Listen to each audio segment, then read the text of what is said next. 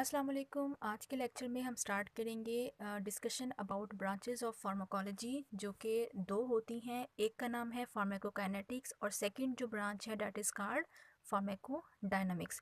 सो सबसे पहले हम बात कर लेते हैं कि फार्माकोकाइनेटिक्स क्या होती है। अगर डेफिनेशन पूछी जाए तो फार्माकोकाइनेटिक्स की डेफिनेशन क्या होती है।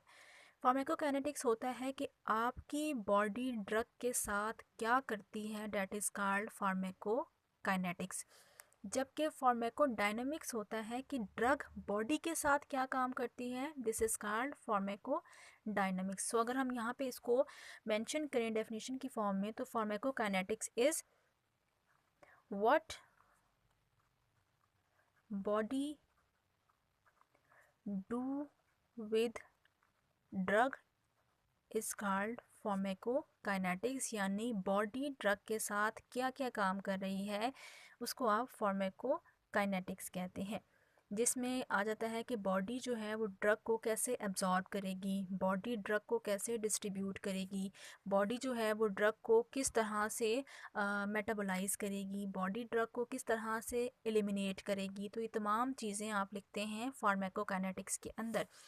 फिर आ जाती है जनाब फार्माकोडायनामिक्स। फार्माकोडायनामिक्स को हम कहते हैं what drug do with the body is called pharmacodynamics. तो हम यहाँ लिख लेते हैं what drug do with body is called pharmacodynamics. So सिर्फ एक लफ्ज़ का फ़र्क है, इसमें बॉडी पहले आती है, इसमें ड्रग पहले आती है। सो आप याद करने के लिए कर लेंगे कि डायनामिक्स में पहले लफ्ज़ आएगा डी से, ड्रग।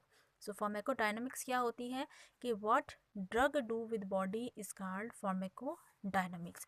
अब हम एक एक करके इन दोनों को अंडरस्टैंड करने की कोशिश करते हैं। सबसे पहले हम आ जाते हैं जनाब इसके ऊपर, डेट इज़ फार्माकोकाइनेटिक्स। अच्छा जी, फार्माकोकाइनेटिक्स में हमने कहा कि जनाब आपकी बॉडी ड्रग के साथ जो बिहेव करती है विच इज़ कॉल्ड फार्माकोकाइनेटिक्स। इसको याद करने के लिए हम एक निमोनिक्स बना लेते हैं जिसको आप कहते हैं ADME, आदमी आपके नाम से आप याद कर सकते हैं। ए से मुराद है absorption, absorption of what, absorption of drug. D से मुराद है डिस्ट्रीब्यूशन, एम से मुराद है मेटाबॉलिज्म और ई से मुराद है एलिमिनेशन। अब हम एक एक करके इनको हल्का हल्का सा अंडरस्टैंड करते हैं। सबसे पहले बात करते हैं कि एब्जॉर्प्शन ऑफ ड्रग क्या होती है। तो जी, एब्जॉर्प्शन से मुराद है कि जब आपने ड्रग खा ली है तो बॉडी में किस जगह पे जाके ड्रग जज्ब होगी, एब्जॉर्ब होगी, दैट इज़ कॉल्ड एब्जॉर्प्शन। सब ये आपने तरतीब यही रखनी है। आप एलिमिनेशन पहले नहीं लिख सकते, एब्जॉर्प्शन बाद में नहीं लिख सकते, मेटाबॉलिज्म एंड पे नहीं लिख सकते। तो जो सीक्वेंस है आपने सीक्वेंस वही रखना है। पहले ड्रग एब्जॉर्ब होगी तभी वो बॉडी के अंदर मुख्तलिफ जगहों पे डिस्ट्रीब्यूट होगी तभी वो लीवर तक पहुंचेगी और लीवर के अंदर जाके मेटाबोलाइज होगी। और जब मेटाबोलाइज हो जाएगी, अपना काम कर देगी, आपको बीमारी से निजात दे देगी, तो उसके बाद उसने आपकी बॉडी से एलिमिनेट भी होना है। ठीक है जी। सो बॉडी में ड्रग को एब्जॉर्ब करने की मुख्तलिफ जगह होती हैं। कुछ ड्रग जो हैं वो किडनी में एब्जॉर्ब होती हैं, कुछ ड्रग आपके मैदे में एब्जॉर्ब होती हैं, कुछ ड्रग्स आपके ब्लड में एब्जॉर्ब होती हैं। यानी मुख्तलिफ लोकेशंस हैं जहाँ पे ड्रग्स एब्जॉर्ब होती हैं। जब आप स्पेसिफिक ड्रग पढ़ेंगे तो उसके मुताबिक आपको मुख्तलिफ ड्रग्स की एब्जॉर्बशन याद करनी होगी। लेकिन नॉर्मली हम सब ड्रग्स के बारे में लिख देते हैं कि this drug is well absorb in the body. जाहिर सी बात है, बॉडी के अंदर एब्जॉर्ब हो रही है तभी आप उसको किसी मकसद के लिए, किसी इलाज के लिए इस्तेमाल कर रहे हैं। सेकंड आपके पास आ जाता है जनाब डिस्ट्रीब्यूशन। डिस्ट्रीब्यूशन से मुराद है कि उसका तकसीम होना।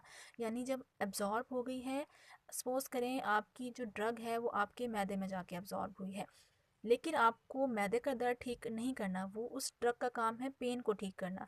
तो मैदे से उस ड्रग ने मुख्तलिफ सेल्स के अंदर, मुख्तलिफ टिश्यूज़ के अंदर डिस्ट्रीब्यूट होना है। सो ड्रग के अंदर डिस्ट्रीब्यूशन पावर भी होनी चाहिए। So this is called distribution. ठीक है जी। उसके बाद आ जाता है मेटाबॉलिज्म। मेटाबॉलिज्म क्या होता है? मेटाबॉलिज्म होता है खुराक की, सॉरी जी, आपकी ड्रग की तोड़-फोड़ यानी उसके टूटने का जो अमल है, that is called metabolism. Most of the medicines जो कि आप पढ़ते हैं मुख्तलिफ बीमारियों के इलाज के लिए, वो ज़्यादातर आपके लीवर से मेटाबोलाइज़ होती हैं। यानी हम कह सकते हैं 90% ड्रग्स ऐसी हैं जो कि लीवर से मेटाबोलाइज़ होती हैं। लेकिन अगर किसी का लीवर ख़राब है, कोई पेशेंट आपके पास आया है और उसका लीवर ठीक नहीं है, तो इसका क्या मतलब है कि आप उसको कोई दवाई नहीं देंगे? यानी कि अगर उसका लीवर ठीक नहीं है तो इसका मतलब है कि वो ठीक से ड्रग को मेटाबोलाइज नहीं कर सकता। तो फिर हमें क्या करना होता है कि जो रिमेनिंग 10% हमारे पास ड्रग्स हैं, वो लीवर की जगह बॉडी के मुख्तलिफ हिस्सों से मेटाबोलाइज हो सकती हैं। यानी वो किडनी से मेटाबोलाइज हो सकती हैं, वो आपकी स्मॉल इंटेस्टीन से मेटाबोलाइज हो सकती हैं। सो ऐसे पेशेंट्स जिनका मेटाबॉलिज्म के लिए लीवर ठीक नहीं होता, जिनके लीवर के अंदर कोई मसला है और वो लीवर ठीक काम नहीं कर रहा, तो उन पेशेंट में आप वो ड्रग्स नहीं दे सकते जो कि लीवर से मेटाबोलाइज होती हैं। लिहाजा आपको ऑल्टरनेट ड्रग ढूंढनी पड़ेगी जो कि लीवर की जगह बॉडी के किसी और हिस्से से मेटाबोलाइज हो। सो ये फ़ायदा होता है फार्माकोलॉजी के आने का।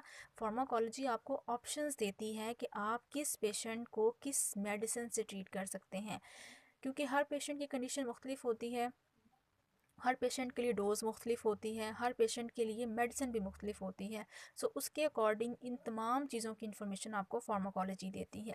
उसके बाद आ जाता है कि जनाब ड्रग ने अपना काम कर दिया, मेटाबोलाइज हो गई, अब उसने बॉडी से एलिमिनेट भी होना है। एलिमिनेट क्या होता है? एलिमिनेट से मुराद है कि आपकी ड्रग बॉडी से किस तरह से रिलीज़ होगी। अब एलिमिनेशन के लिए जो मोस्टली रूट इस्तेमाल होता है बॉडी में, वो होता है आपका यूरिन। यानी यूरिन जो है ज़्यादातर जो आपकी मेडिसिन होती हैं वो आपकी पेशाब के ज़रिए से आपकी बॉडी से खारिज हो जाती हैं। लेकिन 100% ड्रग्स, यानी आप ये नहीं कह सकते कि दुनिया में जितनी भी ड्रग्स हैं वो सारी की सारी यूरिन से एक्सक्रीट होती हैं या एलिमिनेट होती हैं। एलिमिनेशंस के बहुत सारे रास्ते होते हैं। यहाँ हम लिख देते हैं कि जो आपकी ड्रग्स हैं वो कुछ ड्रग्स, मोस्टली ड्रग यूरिन से पास आउट होती हैं। कुछ ड्रग्स आपकी ऐसी हैं जो कि फिसिस के ज़रिए से पास आउट होती हैं। कुछ ड्रग्स आपकी ऐसी हैं जो कि आपके थूक यानी सलाइवा से जो है वो रिलीज़ होती हैं। कुछ ड्रग्स आपकी ऐसी हैं जो कि कुछ मिकदार में आपके स्वेट यानी पसीने से भी रिलीज़ होती हैं। इसके अलावा कुछ ड्रग की मिकदार आपके आंसुओं के ज़रिए से भी, यानी जो आप रोते हैं तो जो आंसू निकलते हैं उससे भी ड्रग जो है वो 2% 3%, मुख्तलिफ ड्रग्स के लिए ये वैल्यू वेरी करती है। सो सलाइवा, स्वेट, टेयर्स, इनके ज़रिए भी ड्रग जो है वो थोड़ी थोड़ी मिकदार में बॉडी से रिलीज़ होती है, लेकिन ज़्यादातर यूरिन के ज़रिए से होती है या फिर फेसिस के ज़रिए से होती है। इन तीनों केसेस में 2%, 5%, 8%, इससे ज़्यादा नहीं होती। 85 या 90% ड्रग इन्हीं दो रूट्स के ज़रिए से रिलीज़ होती है। इसके अलावा मेमोरी ग्लैंड्स, ठीक है जी, यानी जो आपके मदर ग्लैंड्स होते हैं या जिनको आप ब्रेस्ट फीडिंग कहते हैं, यहाँ पे ब्रेस्ट फीडिंग लिखना ज़्यादा मुनासिब है कि जो ब्रेस्ट फीडिंग है, ब्रेस्ट फीडिंग के ज़रिए से भी जो आपकी ड्रग है वो मदर से बच्चे के अंदर ट्रांसफ़र होती है। इसके अलावा प्लेसेंटा, प्लेसेंटा क्या होता है? प्लेसेंटा वो नाली होती है जिसके ज़रिए से एक प्रेग्नेंट वुमेन जो माँ है उसका अपने बच्चे के साथ जो है वो इंटरेक्शन होता है। वो बच्चा जो अभी दुनिया में नहीं आया वो अपनी खुराक, अपनी हर चीज़ इस नाली के ज़रिए से मदर की बॉडी से निकालता है या लेता है।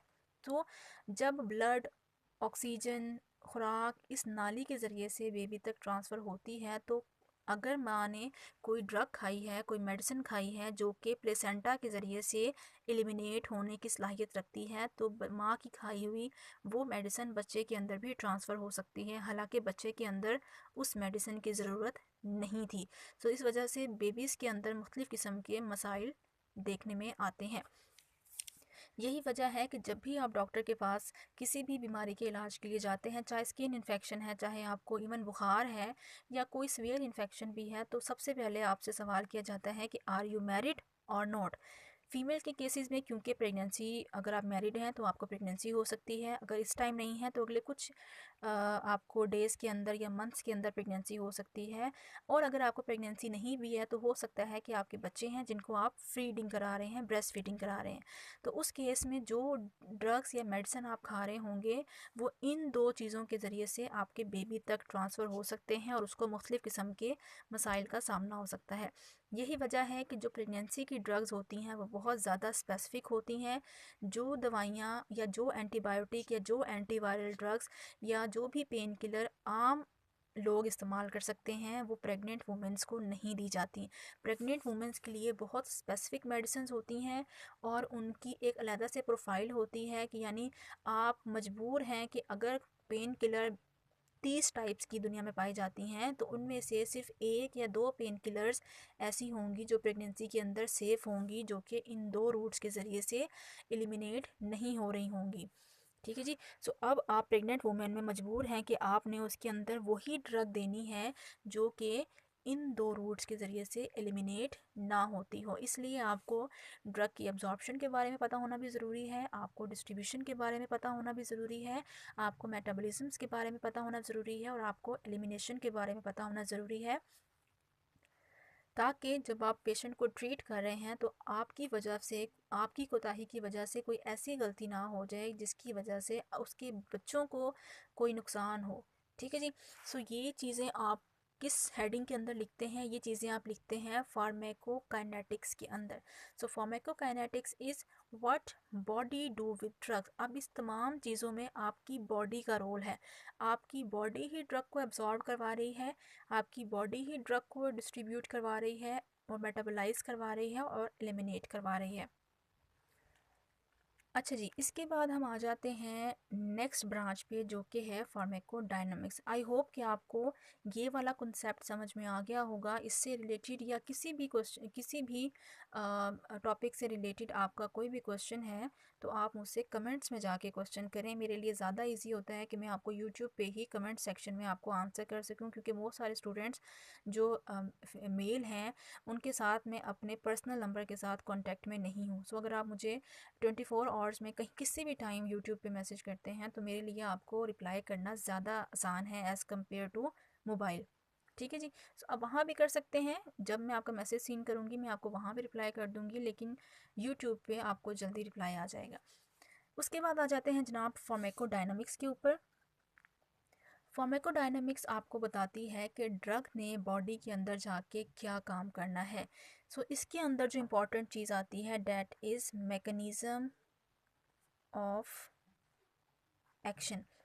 मैकेनिज़्म ऑफ एक्शन से क्या मुराद है कि ड्रग का मैकेनिज़्म ऑफ एक्शन के जो दवाई आपने खाई है वो किस मैकेनिज़्म के ज़रिए से, किस अमल के ज़रिए से आपको फ़ायदा पहुंचा रही है।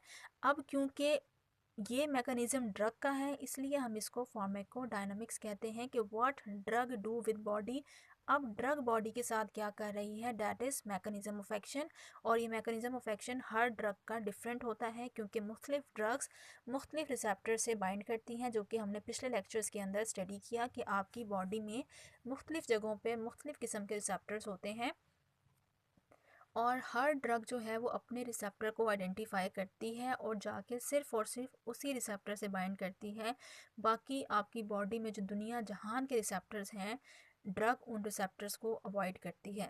ठीक है जी। तो दिस इज़ कॉल्ड फार्माकोडायनामिक्स। एक और इम्पॉर्टेंट चीज़ जो कि आपकी किताब के अंदर नहीं है लेकिन वो आपकी फार्माकोलॉजी में बड़ी इंपॉर्टेंट है और वाइवा में वो बहुत ज़्यादा पूछी जाती है, वो है कि आप ड्रग्स वो, अब आपसे मोस्टली क्वेश्चन पूछा जाता है वाइवा के अंदर कि आपके पास दो तरह की ड्रग्स होती हैं। एक ड्रग वो होती हैं जो कि लिपोफिलिक होती हैं, एक ड्रग्स वो होती हैं जो कि हाइड्रोफिलिक होती हैं। यहाँ पे हम लिख लेते हैं लिपोफिलिक एंड हाइड्रोफिलिक। इनमें क्या डिफरेंस है? Lipo mean lipids, philic mean lover. ठीक है। Hydro mean water, philic mean lover. Lipophilic drug का मतलब होता है ऐसी ड्रग जो कि लिपिड लवर है, यानी कि वो लिपिड से मिलकर बनी है, चिकनाई से मिलकर बनी है, फैट से मिलकर बनी है, this is called lipophilic drug. जबकि वो ड्रग जो कि हाइड्रोफिलिक है, इट मीन्स कि उसके अंदर पानी की मिकदार ज़्यादा है। इसकी बेस में आपने लिपिड ज़्यादा इस्तेमाल किए हैं और इसकी बेस में आपने पानी का इस्तेमाल ज़्यादा किया है। अब सवाल क्या आता है, दूसरे अल्फाज में आप ये भी कह सकते हैं कि जो लिपोफिलिक ड्रग्स होती हैं वो हाइड्रोफोबिक होती हैं। Hydrophobic, hydro mean water, phobic mean खौफ, यानी ये पानी से खौफ खाती हैं, क्योंकि आपको पता है कि पानी और चिकनाई कभी भी आपस में मिक्स नहीं होते। आप एक गिलास के अंदर पानी डालें और उसके अंदर ऑयल डालें, हमेशा उनकी जो लेयर्स हैं वो अलग-अलग रहती हैं, कभी भी पानी चिकनाई के अंदर मिक्स नहीं होता। इसलिए आप इसको लिपोफिलिक ड्रग भी कह सकते हैं या आप इसको हाइड्रोफोबिक ड्रग भी कह सकते हैं। इसी तरह से जो हाइड्रोफोबिक ड्रग हैं, जो हाइड्रोफिलिक ड्रग हैं, इनको आप लिपोफोबिक भी कह सकते हैं, यानी क्योंकि ये पानी से बनती हैं, इनकी बेस पानी होती है, तो ये लिपिड्स को नापसंद करती हैं। अब सवाल क्या है, सवाल आपका वाइवा का ये है कि आपके पास ड्रग है दो टाइप्स की, एक है ड्रग जो कि लिपोफिलिक बनी हुई है, एक ड्रग वो है जो कि हाइड्रोफिलिक बनी हुई है। सो अब आप मुझे ये बताएं कि आपने कोई ड्रग सेल के अंदर, और जो रिसेप्टर है ड्रग का वो सेल के अंदर है, ये सेल है आपका, चलें हम यहाँ पे एक सेल ड्रॉ करते हैं कि ये आपका सेल है। सेल की गिर्द आपको पता है सेल की गिर्द क्या होती है, सेल मेम्ब्रेन होती है। सो ये आपकी सेल मेम्ब्रेन है और ये आपका सेल है, इसके अंदर फिर साइटोप्लाज्म और बाकी सारी चीज़ें मौजूद हैं। अब जो रिसेप्टर है जिसको आप आर कह सकते हैं वो सेल के अंदर है, ठीक है। अब मुझे आप ये बताएं कि आप जो ड्रग इस्तेमाल करेंगे पेशेंट को देने के लिए, क्योंकि उस ड्रग ने जाकर रिसेप्टर से ही बाइंड करना है और उसका रिसेप्टर सेल के अंदर है। सो अब आप जो ड्रग यूज़ करेंगे वो आप लिपोफिलिक यूज़ करेंगे या हाइड्रोफिलिक यूज़ करेंगे, which one? Most of the students के केस में मोस्ट ऑफ़ द स्टूडेंट जो हैं उनके माइंड में ये चीज़ आती है कि हम इस केस में हाइड्रोफिलिक ड्रग इस्तेमाल करेंगे, जो कि गलत आंसर है। कैसे जी, इसको हम देख लेते हैं। आपने एक मॉडल पढ़ा है फर्स्ट ईयर में, कौन सा चैप्टर था, आई थिंक बैक्टीरिया का चैप्टर है आपका, माइक्रोबायोलॉजी का। उसमें आपने सेल मेम्ब्रेन ऑफ बैक्टीरिया पढ़ी है। किसी भी जानदार की सेल मेम्ब्रेन हो उसका स्ट्रक्चर सेम होता है, आपकी हो, एनिमल्स की हो, बैक्टीरिया की हो, सेल मेम्ब्रेन का स्ट्रक्चर ऑलमोस्ट सेम होता है। उसमें आपने एक मॉडल पढ़ा है that is called fluid mosaic model, ठीक है जी, that is called fluid mosaic model.